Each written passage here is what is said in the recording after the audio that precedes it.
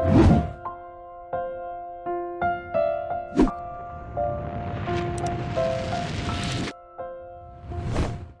Sebastian ay 29 na taong gulang na tricycle driver na may hindi masyadong mapayapang buhay. Maayos ang lahat sa kanyang buhay hanggang sa siya ay maging 24 na taong gulang at namatay ang kanyang ina. Lingid sa kanyang kaalaman, ang kanyang ina ay may utang na mahigit 300,000 pesos at ang kanyang ina ay pumirma sa isang form kung saan kapag siya ay namatay, ang utang ay papasa sa kanyang nag-iisang anak. Dahil nag-iisang anak si Sebastian, naipasa ang utang sa kanya at sa loob ng 5 taon, naging mahirap ang buhay niya. Noong 24 na taong gulang pa lamang si Sebastian, ang kanyang buhay ay nagbago para sa pinakamasama. Pero ngayong 29 na taong gulang na siya, hindi niya alam na magbabago na naman ang buhay niya. Ngunit sa pagkakataong ito, para sa ikabubuti. Kumusta? Tanong sa kanya ng kaibigan niya na napadaan sa kalsada kung saan huminto si Sebastian para magpahinga. Mayaman ang kaibigan ni Sebastian. Huminto ang kaibigan niya sa tapat ng kanyang tricycle, sakay ng kanyang pulang kotse. Okay lang naman pre. Kinakain pa rin ng utang ang buhay ko, pero bukod doon, ayos lang naman ako. Sabi ni Sebastian at tinawanan siya ng kanyang kaibigan. Sigurado akong malulutas mo rin to sa lalong madaling panahon. Alam ko, dahil nararamdaman ko ito. Natawa si Sebastian sa sinabi ng kaibigan. Malay ko ba sa'yo? Ayaw mo maniwala? Hindi na natapos sa pagsasalita ang kaibigan ni Sebastian dahil bigla itong naputol sa tunog ng kanyang sariling tiyan. Tama nga pala, nakalimutan ko kumain kaninang umaga. Reklamo sa sarili ng kaibigan ni Sebastian, pero tumalikod ito para harapin si Sebastian. Uy, Sebastian, kain muna tayo, ako daya. May bago ditong karinderyang malapit at gusto kong subukan ito. At ayokong kumain ng mag-isa ko kaya sumama ka sa akin. Akong magbabayad. Umikot ang mata ni Sebastian pero sumakay agad siya sa kanyang tricycle. Sino ba naman ang tatanggi sa libreng pagkain? Sinundan ni Sebastian ang kaibigan hanggang sa makarating sila sa harap ng isang karinderya. Pagdating nila doon, ay nabigla si Sebastian sa kanyang nakita. Hindi dahil sa karinderya, kundi dahil sa batang nakaupo sa harap ng karinderya na naglalahad ng kamay at humihingi ng pera sa mga taong napapadaan. Ang sabi sa akin, ang batang iyan ay nandito daw mula nung 2 araw nang nakalipas. Sabi ng kaibigan ni Sebastian habang inaakbayan siya. Seryoso? Asan kaya mga magulang niya? Nagtataka si Sebastian sa isip. Naisip niya na kakaiba ang itsura ng bata, parang hindi pulubi at hindi rin homeless ang bata. Kung tutuusin, halos malinis na siya kung hindi mo papansinin ng mga batik ng dumi sa kanyang damit. Huwag mo na lang siyang pansinin. Tara, kain na tayo.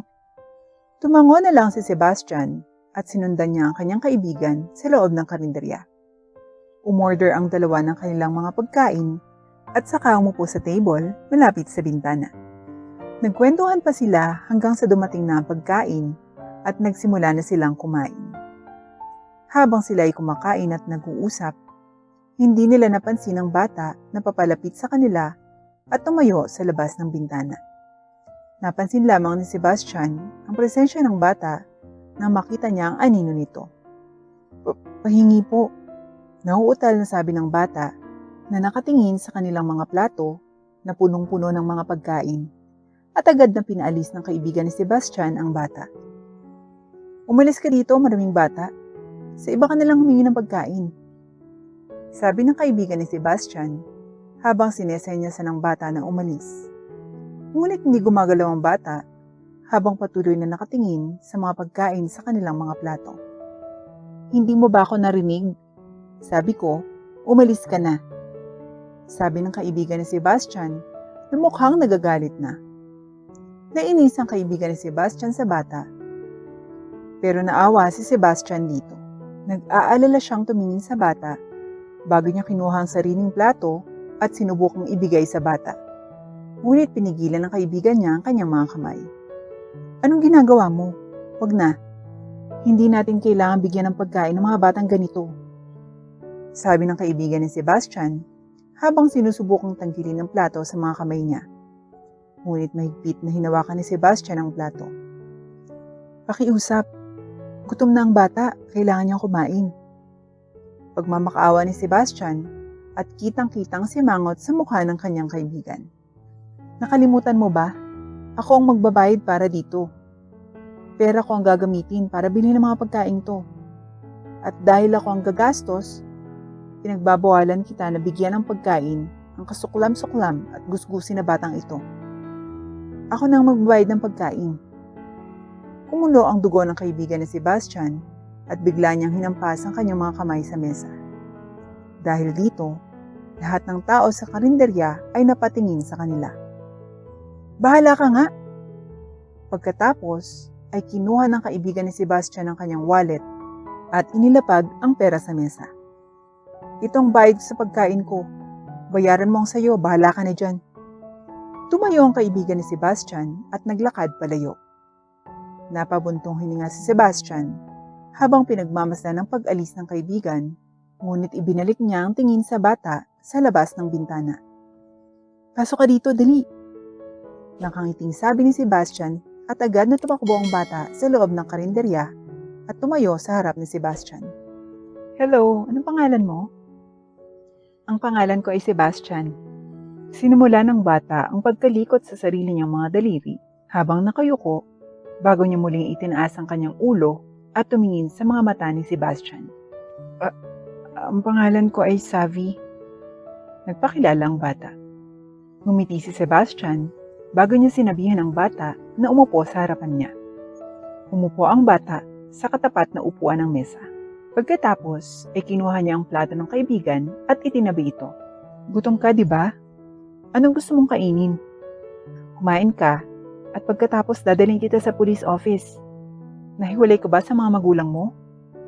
Tanong ni Sebastian at saka biglang umiyak ang bata. Opo, hindi ko po alam kung nasan sila. Tulungan niyo po ako. Nandito kami para magbakasyon, pero naligaw ako. Hindi ko mahanap yung mga magulang ko. Walang handang tumulong sa akin. 2 araw na po akong nanatili sa harap ng karinderya. Nakakakain ako kahit papano dahil binibigyan ako ng may-ari ng karinderya ng mga tirang pagkain. At doon ako natutulog sa bench doon. Inamin ng bata habang tumutulo ang luha sa kanyang mga mata. Naawa si Sebastian sa bata kaya tinulak niya ang isang plato na may laman ng pagkain sa bata. Kumain ka na. Dadalhin kita sa police station pagkatapos dito. Napangako ko sa'yo, makakasama mo muli ang iyong mga magulang. Nakangiting sabi ni Sebastian at ngumiti ang bata saka kumain ng pagkain. Pagkatapos, tulad ng kanyang ipinangako, dinala ni Sebastian ang bata sa police station. Pagkatapos ay tinawagan ng pulis ang mga magulang habang hinihintay sila ni Sebastian habang siya ay nakaupo sa isang upuan. Makalipas ang ilang sandali, ay dumating na rin ang mga magulang. Savior! Sigaw ng isang babaeng nakasuot ng pulang damit at mamahaling alahas habang tumatakbo papunta sa anak na kumakain ng ice cream sa upuan. Mama! Balik na sigaw ng bata, saka tumakbo papunta sa kanyang ina. Magkayakap ang dalawa habang pareho silang umiiyak. Pagkatapos ay may pumasok na lalaking nakasuot ng mamahaling black suit sa police station at sinusundan siya ng kanyang mga personal na bodyguards. Lumapit ang lalaki sa babaeng nakapulang damit at kay Savi bago ito lumuhod at niyakap ang babae at ang bata. Sa wakas ay muling nakasama ni Savi ang kanyang mga magulang at higit na masaya si Sebastian sa kanyang nagawa.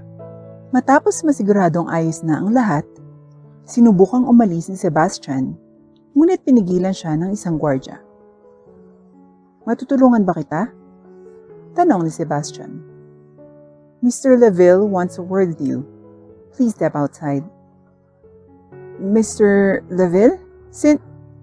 Ang ama niyang Master Xavier. Naiintindihan naman ni Sebastian at lumabas siya para makita ang lalaking nakasuot ng itim na suit na nakaupo sa isang upuan. Nang makitang lumapit sa kanya si Sebastian, ay agad na lumayo ang lalaki at yumuko. Una sa lahat, gusto kong magpasalamat sa pagbabalik mo sa anak ko. 2 days ago, nasa park si Xavier kasama ang yaya niya, pero nung umuwi ang yaya niya, sinabi niya sa amin na nawawala si Xavier. Wala kaming nagawa agad dahil sa mga oras na iyon, kami ng misis ko ay na-stuck sa airport due to bad weather conditions. Ilang oras pa lang kami nakakarating dito at hahanapin sana namin ang anak namin. Pero buti na lang at nahanap mo siya at dinala sa police station.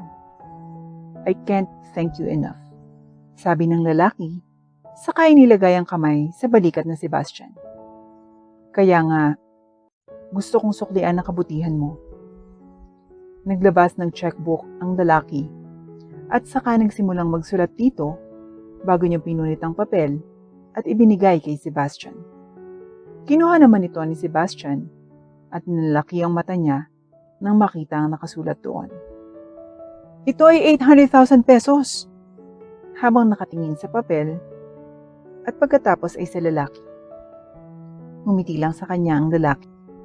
Isaalang-alang mo ito bilang isang regalo ng pasasalamat. We truly appreciate what you did and this is the least that we can do. Tinukso nito si Sebastian na tanggapin na lamang ito dahil mababayaran na niya ang kanyang utang, ngunit hindi niya magawa. Salamat, pero hindi ko matatanggap to, sir. Sobra na ito, sabi ni Sebastian habang sinusubukang ibalik ang tseke sa lalaki. Ngunit pinigilan siya ng lalaki. Hindi. Kukunin mo itong tseke kahit gusto mo o hindi. At saka, hindi naman ito sinasaktan ng bank account ko, kaya gusto kong kunin mo ito, sabi ng lalaki at tuluyang sumuko si Sebastian sa pagsisikap na ibalik ang tseke. Kung ganon, salamat po. Tunay na makakatulong ito sa akin ng malaki at mababayaran ko na aking mga utang ngayon. Salamat po, sir. Nakangiting sabi ni Sebastian at ngumiti naman ang lalaki. No, thank you.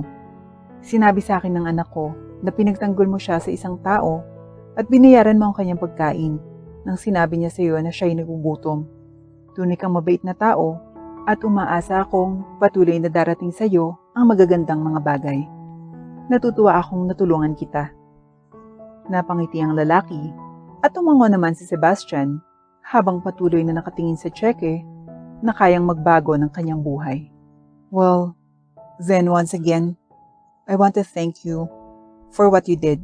I wish you well, sabi ng lalaki bago siya pumasok sa loob ng sasakyan.